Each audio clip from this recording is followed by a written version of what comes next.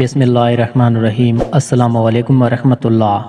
کہتے ہیں کہ ایک مرید کو زیارت رسول اللہ صلی اللہ علیہ وآلہ وسلم کا بہت شوق تھا۔ وہ اپنے پیر صاحب کے پاس گئے اور اپنی طلب کا اظہار کیا۔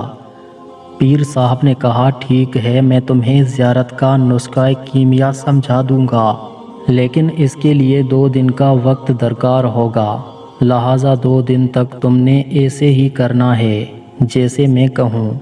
مرید جو حکم کا غلام تھا راضی ہو گیا۔ پیر صاحب نے فرمایا کہ کل رات کا کھانا آپ نے میری طرف کھانا ہے، میری طرف سے آپ کی دعوت ہے، اور کرنا یہ ہے کہ ابھی سے لے کر کل رات تک بلکہ پرسوں صبح تک تم نے پانی نہیں پینا، باقی کھانا کھاؤ بے شک۔ مرید وعدہ کر کے چلا گیا۔ وہ پورا دن اور اگلی شام تک مرید نے وعدے کے مطابق پانی نہیں پیا۔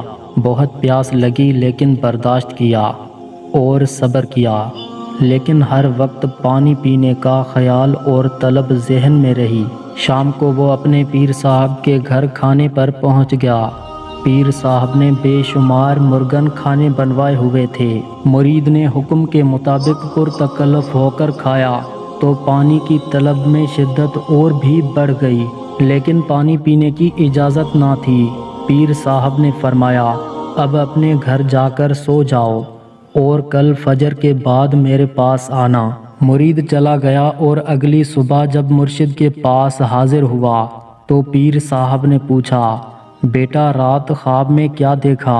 مرید نے عرض کی، حضور ہر طرف پانی ہی پانی دیکھتا رہا ہوں ساری رات۔ پیر صاحب نے شفقت فرمائی اور مرید کو پانی پلا کر سیر کیا، پھر فرمایا، دیکھو بیٹا، جس چیز کی طلب ہمارے اندر شدت اختیار کر جائے کہ ہر وقت ذہن اور سوچ میں بھی وہی چیز ہو تو پھر وہی کچھ خواب میں نظر آتا ہے۔